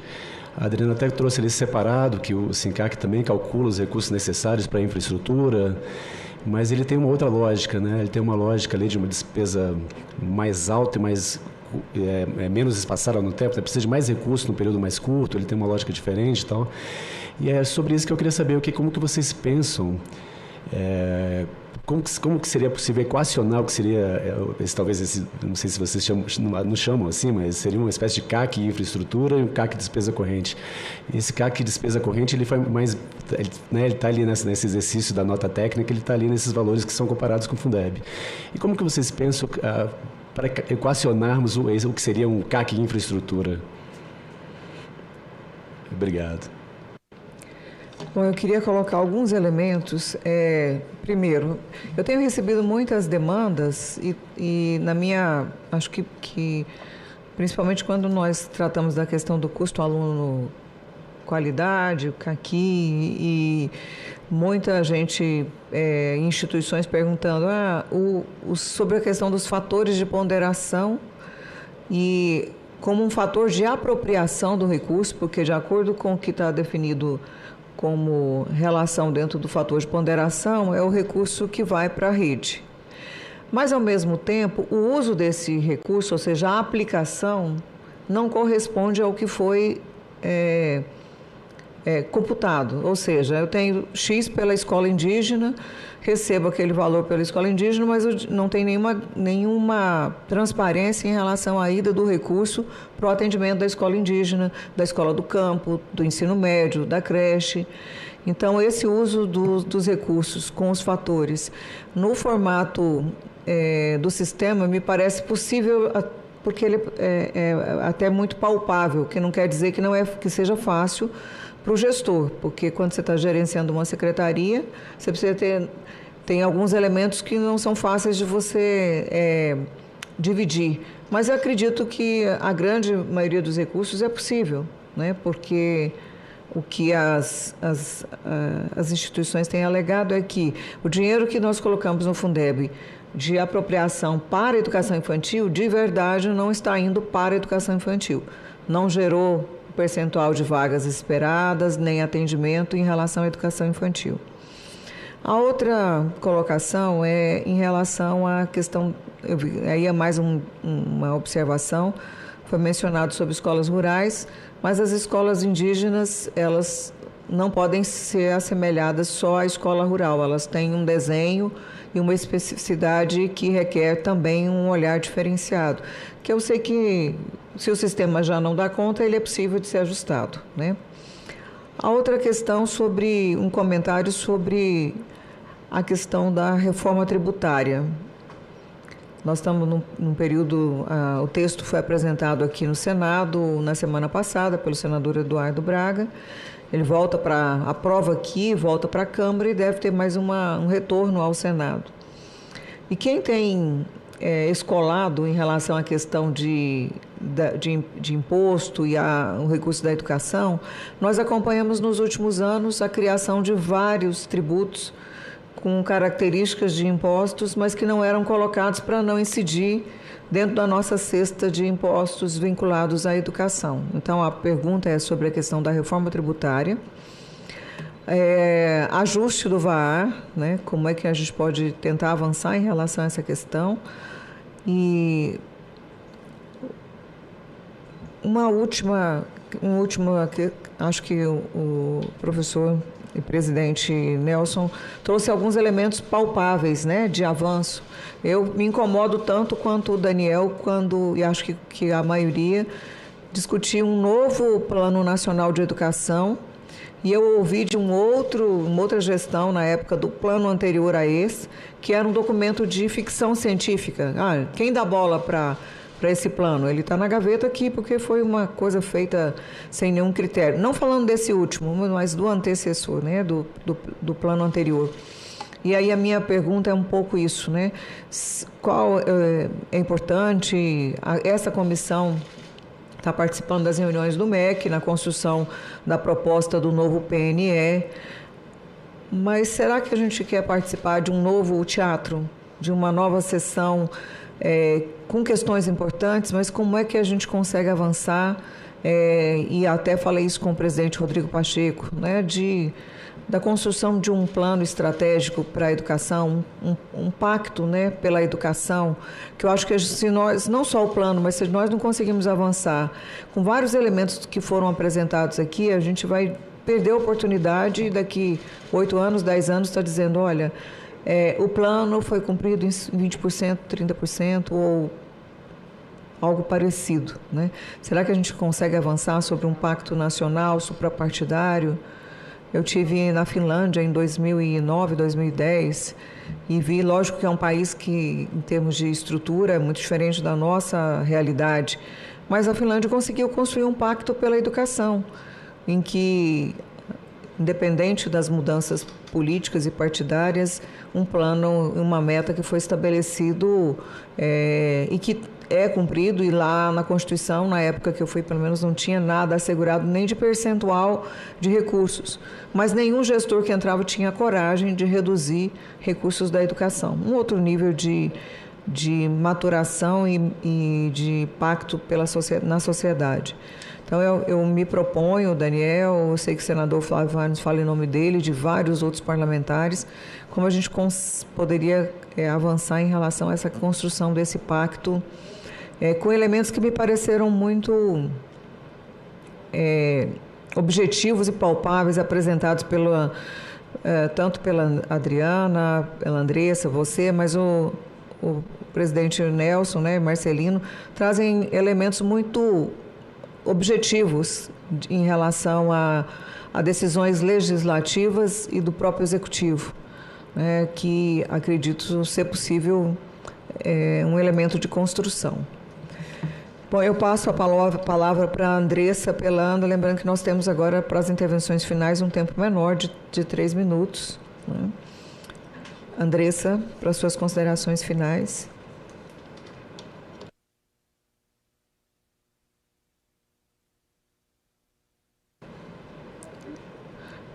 Obrigada. Agora. Ao microfone. Obrigada, professora Dorinha. Eu não vou me estender sobre a questão da reforma tributária do VAR, porque eu tenho certeza que o professor Nelson e o professor Marcelino especificamente devem falar sobre isso, e sobre o PNE entendo também que o Daniel tem algumas questões a refletir. Eu queria falar sobre a questão do custo aluno qualidade indígena e quilombola, né, entre outros. A gente, na história, né, da campanha, na construção do custo aluno qualidade lá atrás, né, naquele período que está mencionado no slide que o professor Marcelino colocou, né, de construção do CAC das oficinas a partir de 2002, né, até 2005, quando a gente constrói as oficinas do CAC, a gente fez, inclusive, consultas a essas populações para a construção do CAC. A gente tem, historicamente, propostas de valores, inclusive, e vale lembrar, né, uma confusão que tenho certeza que não é da senadora, mas dessas pessoas que procuram sempre repetir mesmas perguntas, e aí algumas que não entendem, outras que fazem de propósito, né, de não entender o que se trata do custo aluno qualidade. Isso está bastante pontuado na nota técnica que a gente fez em 2020, na aprovação do Fundeb com CAC, e isso está, de novo, descrito nessa nota técnica, que o CAC não quer padronizar as escolas, né, em termos de infraestrutura, em termos de quais e como são esses insumos que estão desenhados, né? Ele faz essa projeção para que, a partir do cálculo do valor, a gente possa garantir que todas as escolas tenham os insumos de qualidade. Agora, se a janela vai ser redonda, basculante, enfim, isso vai estar sendo possível ser inserido dentro dos valores de financiamento que o custo aluno qualidade vai prover. Ele respeita o projeto político-pedagógico da escola, e aí isso vai dizer respeito à educação escolar indígena, educação quilombola, educação do campo, ribeirinha, etc. Né? É claro que a gente precisa avançar em termos de estudos mais atualizados agora sobre alguns fatores de adicionais, né, especialmente para aquelas escolas mais remotas, para questões, por exemplo, da região amazônica, e especificidades a mais que algumas dessas escolas podem apresentar, mas qualquer escola no Brasil com qualquer projeto político-pedagógico de infraestrutura, arquitetura, poderia ter uma escola com insumos de qualidade a partir dos valores do custo aluno qualidade. Então, eu acho que essa pergunta foi bem importante, inclusive, para a gente pontuar mais uma vez que o custo aluno qualidade não prevê, né, essa padronização da estrutura das escolas. Isso pode ser escolhido, né, na gestão democrática da escola, e coaduna com os preceitos de gestão democrática. E, mais uma vez, parabenizar, agradecer pela oportunidade de a gente estar aqui num debate riquíssimo, né, e espero que a gente possa avançar ainda mais nessa discussão e para essa implementação finalmente tornar realidade, tirar do papel o custo aluno qualidade. Muito obrigada. Agradeço, Andressa, pelas suas colocações e lógico que isso só reforça, né, talvez a oportunidade de reduzir, inclusive, hoje acho que nós temos 18 fatores de ponderação, né, como se isso, inclusive, induz a essa questão de achar, ele está apropriando do recurso que veio. A questão é saber que elementos têm que estar garantidos, quer seja uma escola do campo, quer seja uma escola indígena, que elementos nós estamos dizendo. Me lembro que o Chico Soares esteve numa das falas e ele disse, olha, de um projeto ideal ou que tipo de escola, que nós estamos dizendo aquilo que tem coragem, a gente pode chamar de escola, né? Que elementos tem ali que são diferentes, são específicos para a própria questão da educação. Passo a palavra para a Adriana Dragoni Silveira, coordenadora do Laboratório de Dados Educacionais e do Simulador de Custo Aluno Qualidade, para suas considerações finais. Obrigada, senadora, obrigada pelas colocações. Começo aqui respondendo do Alisson, né? Como o Alisson destacou, esses parâmetros, né, podem ser modificados no SINCAC. E como a Andressa dialogou, eles precisam também ser discutidos com a sociedade. Quais são os parâmetros mínimos, com base num padrão mínimo de qualidade, defendemos para toda a escola pública, ainda que considere as especificidades de cada escola. Então, isso pode ser modificado no simulador, né?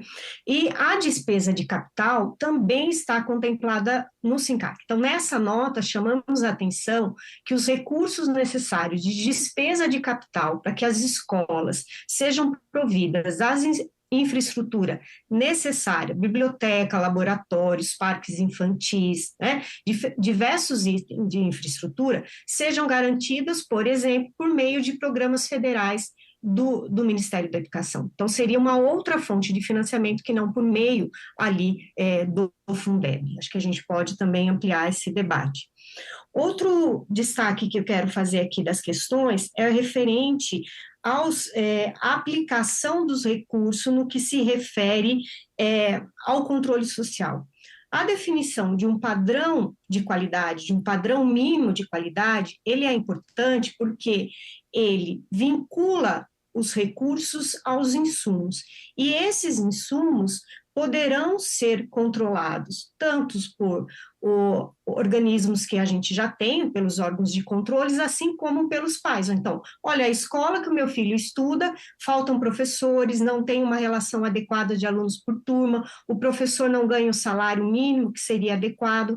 Então, a definição de padrão mínimo de qualidade, ou seja, desse conjunto de parâmetros, também ajudaria na fiscalização desses recursos, né?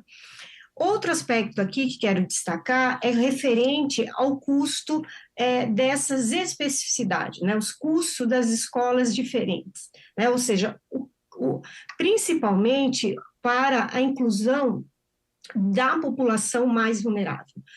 No SINCAC, nós estamos finalizando uma pesquisa desenvolvida junto com pesquisadores especialistas em educação especial para incluir no SINCAC o custo da oferta da educação especial.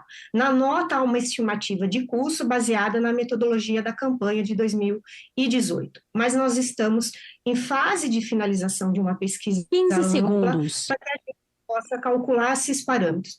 E também já iniciamos algumas conversas no âmbito do SINCAC, principalmente com a SECADI, para que a gente possa também implementar no SINCAC um custo diferenciado para as escolas indígenas e para as escolas quilombolas.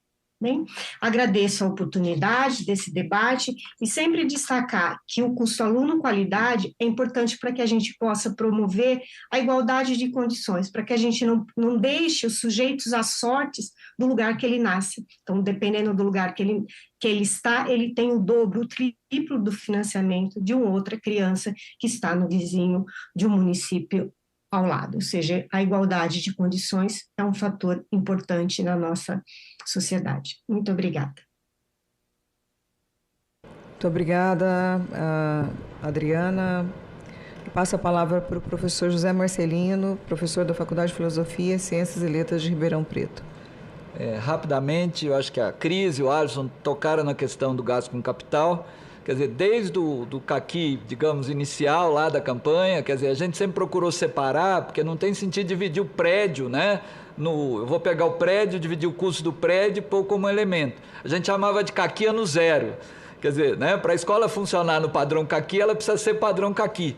Né? E como o custo de uma escola de construção é quase o custo de mantê-la, então a gente chamava de caqui ano zero. Quer dizer, eu acho que é fundamental a gente ter, e também o gasto em capital, ele tem uma lógica diferente. Então, o que eu acho que a Adriana tocou um pouquinho, a gente precisa, eu vejo muito a possibilidade dos dividendos federais.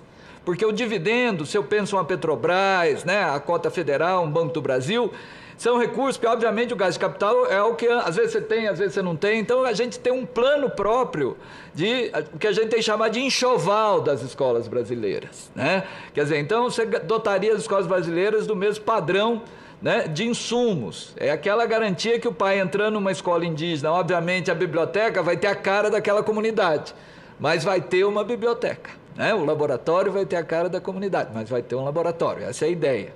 A questão dos fatores de ponderação, realmente, assim, a gente vê muito a demanda, principalmente da educação infantil. Eu quero que o dinheiro vai carimbado. Eu sei que foi gestora, você sabe que isso é complicado, porque às vezes você vai ter dinheiro numa rubrica e não vai ter na outra. E o que a gente avalia é que, na verdade, essas áreas mais críticas, como educação infantil e educação do campo, poderiam perder em vez de ganhar.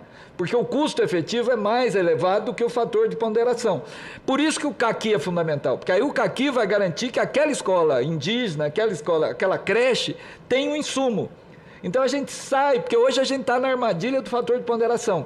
Eu acho que nós precisamos sair da armadilha do fator de ponderação e cair na garantia do dinheiro.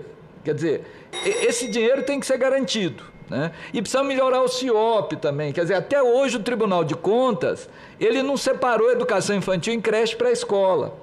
Até hoje, os municípios, quando vão pagar o salário de um professor do ensino médio, o Estado, ele contabiliza o salário só numa etapa, por exemplo, no ensino médio, um professor. Então, nós precisamos melhorar o CIOP. Né? A gente viu a confusão que foi aquele estudo do INEP, infelizmente, de custo médio, porque a base do CIOP, o CIOP é muito bom, mas nós precisamos melhorar, e o Tribunal de Contas precisaria normatizar. Escola indígena, acho que já se falou bastante, né? Mas eu citei só um exemplo. O município de Roraima, apagou minha tela, ele tem 106 escolas, 103 são rurais, a maioria indígena. 15 segundos. Quer dizer, isso eu acho que nem o caqui do SINCAC dá conta. Quer dizer, essas escolas de 3, 4 alunos que têm que existir, eu preciso de pensar um programa quase que por fora do Fundeb, eu entendo. Né? Eu penso por aí. A reforma tributária é um risco. De imediato eu tenho visto a questão do IPI, né? Porque estão criando uma contribuição sobre serviço e estão colocando o IPI lá dentro. Né? Felizmente, na proposta que você foi peça-chave, tem uma proteção. Né? Porque tem aquela proteção de, se for extinto, né, seja garantido o valor. Mas a gente sabe que isso é muito perigoso. Né? E a última, eu acho que eu vou falar, o VAR é muito ruim. O que nós temos defendido é que, se o VAR trabalha com aprendizado, quem está fora da escola não tem como aprender. Então, o que nós temos defendido é que, nesse primeiro momento, o VAR seja utilizado para pôr dentro da escola quem está fora. Porque, senão, não tem como falar em aprendizado. E, nesse meio tempo, a gente aprova o sistema nacional. Porque, na verdade, eu acho que há uma ilegalidade. A Constituição determina a existência de um sistema, esse sistema não existe, e, mesmo assim, a gente está trabalhando como se existe. E os dados do VAR estão fortalecendo os grandes. O que já deu para ver da complementação VAR é que a maioria, 60 entes ficam com mais da metade do VAR total, só para ter uma ideia. É impressionante. E a última, o PNE, que aí eu falo em nome pessoal. A minha posição era prorrogar esse PNE.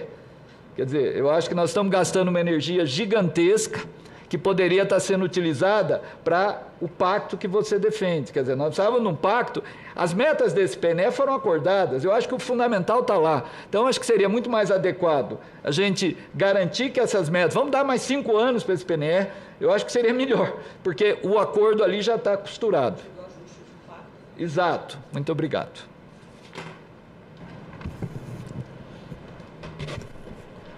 essa questão da escola indígena, ela se assemelha à questão do custo amazônico. Isso. Tem, né, logicamente, elementos, né, nós estamos discutindo merenda, eu me lembro que a alimentação escolar, para ir para o interior de Roraima, gasta mais, porque tem lugar que só chega de avião.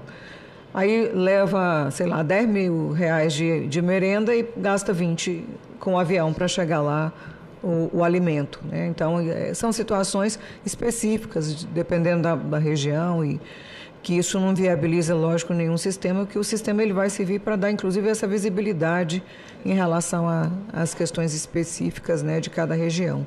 Passo a palavra agora para o professor Nelson Cardoso Amaral, presidente da Associação Nacional de Pesquisa em Financiamento da Educação, FINEDUCA. Eu vou me concentrar em três temas que vieram. Primeiro, os fatores de ponderação. Eu tenho participado em várias discussões e discutir sobre os fatores de ponderação, o Marcelino já deu um pouco a entender isso, é uma falácia, porque o que falta é dinheiro. Tem que aumentar o volume de dinheiro. Porque os fatores de ponderação, sem aumentar o volume de dinheiro, ele tira dinheiro de um lugar e coloca no outro. Ele tira dinheiro de uma determinada etapa e passa para outra. Então, mexer nos fatores de ponderação, que é a guerra federativa que o Marcelino falou o tempo todo, né? Você fica nesse imbróglio aí, você tem que colocar algo mais. E no nosso entender, o CAQUI é isso. Porque o CAQUI ele estabelece um valor por estudante, de lá saem naturalmente fatores de ponderação. É o que foi mostrado aqui nas tabelas e tem ela bem explicitada no trabalho. Então, os fatores de ponderação, sem o CAQUI e sem elevar o volume de recursos, é uma falácia essa discussão. A gente tem uma preocupação com 3 vertentes. O professor Dorinha falou sobre a reforma tributária. A nossa preocupação interliga o novo arcabouço fiscal, a reforma tributária e a vinculação de tributos, de impostos para educação e saúde. Por quê?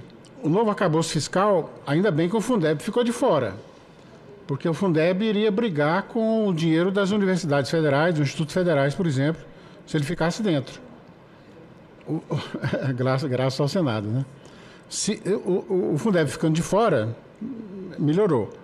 Mas com o Fundeb, o volume de dinheiro crescendo, e com a implantação de um CAQUI, esse novo arcabouço fiscal vai espremer todos os outros recursos aplicados em políticas sociais. Então, tem um equívoco também nesse novo arcabouço fiscal que logo ele vai estourar, como estourou a emenda constitucional 95. E como consequência desse conjunto, novo arcabouço fiscal, reforma tributária, vem o problema da vinculação. O tempo todo vem notícias do Ministério da Fazenda, de assessores, de diretores e tal, discutindo que vai ser preciso, então, acabar com a vinculação para a educação e para a saúde. Exatamente por causa dessa compressão que vai ser feita com os outros recursos das políticas sociais. Então, esse é um perigo que toda a análise de hoje mostra que não pode acontecer isso. A gente precisa mais recursos além da vinculação constitucional e não diminuir os recursos acabando com a vinculação constitucional. Porque essa é a experiência que ocorreu na época da ditadura Vargas e na época da ditadura militar. Saiu da legislação exatamente para diminuir o dinheiro, e a tese do Melchior provou isso, que é o nosso precursor aí da área de financiamento da educação. Agora, sobre o documento de ficção científica, no meu raciocínio é o seguinte. É claro que na Finlândia, provavelmente alguém falou em algum momento, isso aí é ficção científica. Na Coreia do Sul podem ter falado, né? Na França, na Noruega, todos aqueles países que eu coloquei. Quando a gente analisa os 50 anos lá, provavelmente lá antes dos 50 anos, isso é ficção científica que você está falando. Então pode ser que esteja acontecendo isso agora. Isso que a gente está falando aqui hoje, de até 2050, chegar a patamares por pessoa de 0 a 24 anos, da ordem da Coreia do Sul, da França, ou do próprio Japão, que não chega a 7 mil. É uma ficção científica. Bom, A gente espera que não seja, né? A gente pode estar fazendo uma ficção científica, mas ela é uma ficção científica que no futuro ou ela vai acontecer ou o país vai se arrepender disso. Eu vi várias análises de vários estudiosos nessa semana sobre o resultado do censo que saiu. O Brasil perdeu a oportunidade. Na minha avaliação, ainda não perdeu. É claro que poderia ter feito isso lá em 2001, naquele PNE lá de trás. Porque o 7% do PIB lá.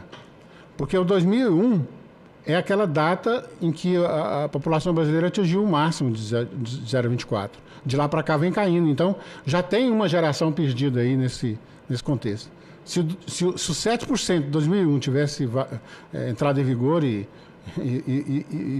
ser perseguida, de tal modo que atingir os 7% do PIB, a gente não estaria nessa situação hoje, porque talvez a gente já tivesse em 8, 9 com esse novo PNE, e no próximo 10 seria uma coisa mais simples de acontecer.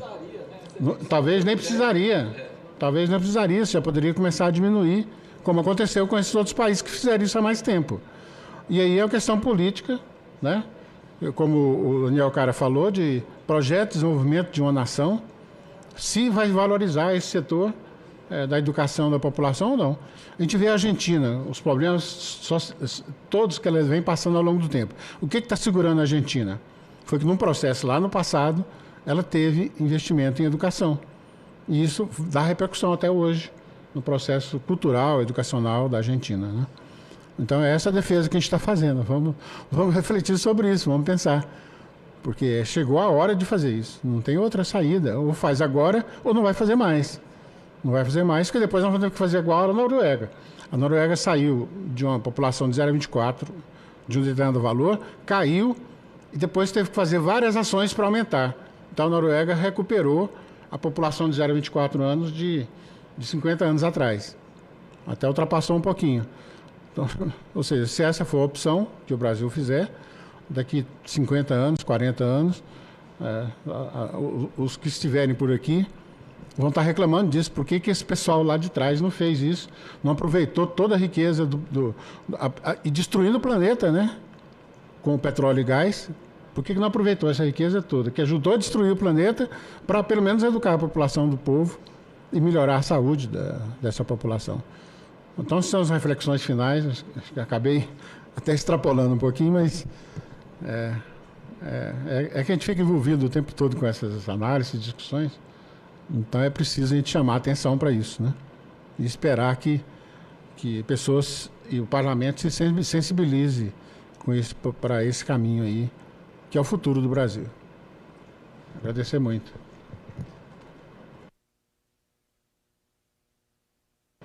Obrigada, professor Nelson Cardoso do Amaral. Passo a palavra para o Daniel Caras, para a sua finalização. Obrigado, senadora Dorinha.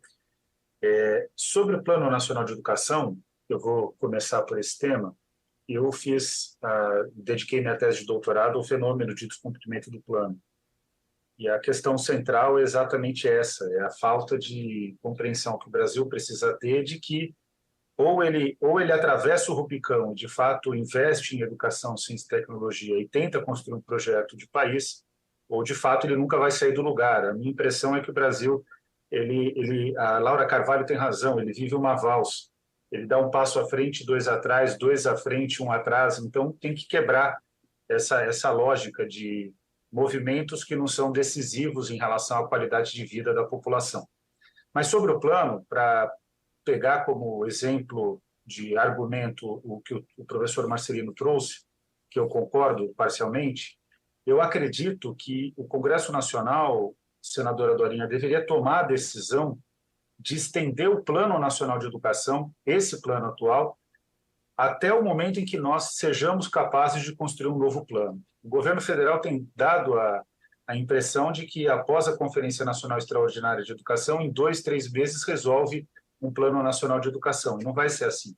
Não vai ser assim porque a sociedade brasileira é mais complexa do que era em 2010 a 2014, quando tramitou o outro plano, o plano atual. A gente corre o risco de ter um plano discutido com maior superficialidade, numa sociedade mais polarizada, e que isso não vai ser positivo. E o Marcelino, aí, nesse caso, já pegando a ideia dele e ressaltando um argumento que ele traz, que fica subjacente à fala dele, ele tem absoluta razão. As metas e estratégias do plano já foram negociadas e dificilmente a gente vai ter metas e estratégias melhores.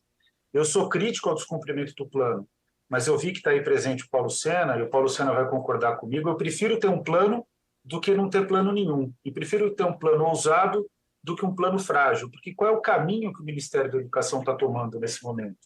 De tentar fazer um plano nacional de educação aquém das necessidades da sociedade brasileira. Então, é um plano mais atrasado do que o plano atual. Então, nesse sentido, qual que é a minha sugestão para o Congresso Nacional? Faz uma lei ordinária de extensão do prazo do plano até o momento em que nós tenhamos um novo Plano Nacional de Educação. E aí a gente pode avançar, senadora Dorinha, discutir em profundidade o que é necessário em termos econômicos. O Nelson trouxe bastante subsídios. Na tramitação do plano atual, esses subsídios foram dados pelo IPEA, o comunicado 124, o comunicado 124 de 2011. Isso trouxe uma base muito grande de que era possível alcançar os 10% do PIB, mas era preciso tomar uma decisão estratégica. É a mesma mensagem que o Nelson está trazendo aqui para nós com razão. Então, esse ponto eu considero fundamental. Agora, sobre o CAC, para finalizar, no plano, era para a gente, em 2016, já definir o custo aluno qualidade inicial. Definir não, porque ele já estaria definido, para implementar o custo aluno qualidade inicial, com base na metodologia da campanha, que era que estava disponível em 2016, e nesse momento a gente já estaria com o custo aluno qualidade com metodologia definida. A gente pode discutir arduamente aqui qual seria a metodologia de CAC. Dificilmente vai superar aquilo que foi construído pela Campanha Nacional pelo Direito à Educação e pela FINEDUCA. Então, a minha questão concreta é que o debate não é só técnico. O técnico a gente faz com o maior prazer. A gente vive para fazer o debate técnico. Esse é o motivo, um dos motivos da nossa vida. Agora, concretamente, a gente precisa tomar as decisões políticas e econômicas para garantir que o Plano Nacional de Educação e o custo aluno qualidade e o direito à educação sejam, de fato, viabilizados. Eu tenho muita esperança que a gente, todos nós aqui coletivamente, sejamos capazes de superar aquela frase do Darcy Ribeiro, que é uma grande referência para mim. Darcy Ribeiro dizia que ele não conseguiu alfabetizar os índios, os adultos, não conseguiu garantir os direitos dos povos indígenas, melhor dizendo, que ele tinha tido uma série de derrotas, mas não queria estar na posição dos vencedores. Eu concordo absolutamente com Darcy Ribeiro, ele tem razão. Mas pelo povo brasileiro, a gente não pode, por mais uma geração, viver com uma derrota. A gente precisa conseguir, de fato, construir vitórias, e essa é uma angústia que tem que mobilizar todos nós, não de maneira parcial, ou seja, a angústia nos dominar.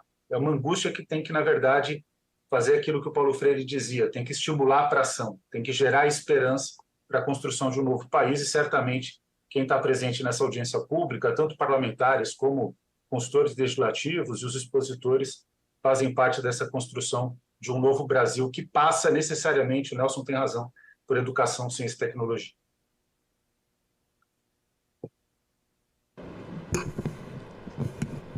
Bom, eu agradeço, quero de maneira especial saudar o nosso presidente, o senador Flávio Arnes, que foi o autor deste requerimento, e me coloco à disposição. Acho que tem elementos que nós podemos avançar em termos de debate, discussão. Eu falei do arcabouço fiscal porque a gente ficou como uma vitrola quebrada, porque o ministro da Educação, o ministro da Fazenda, todo mundo dizia: vocês estão preocupados com alguma coisa desnecessária, né, de retirar a educação. Parecia difícil compreender que nós estávamos falando, o Fundeb está carimbado, mas ele ia pressionar as demais despesas da própria educação. E por princípio também, acho que é um princípio que nós asseguramos desde da emenda de 95, né? Que tiramos a DRU e tiramos a complementação do Fundeb. Era sempre a mesma ideia, mas eu acho que talvez a gente consiga avançar em relação a essa questão do PNE, porque o que eu vislumbro aqui, nós vamos ficar com uma lacuna de pelo menos 4 ou 5 anos sem nada, sem nenhum novo plano e sem ter conseguido avançar na construção de um plano que possa dar essa segurança para nós em termos de legislação. Vou conversar com alguns colegas, pedir ajuda para os universitários aí da consultoria da Câmara e do Senado, quem sabe a gente consiga avançar em relação a isso, né? E trabalhar num pacto, porque sem mais recurso ou com um pacto ainda que de caráter temporário, a gente perde de novo uma oportunidade, né? E uma oportunidade não, a condição, não digo nem que é uma oportunidade, é uma condição de modificação. Nada mais havendo a tratar, agradeço a presença de todos e declaro encerrada a presente reunião.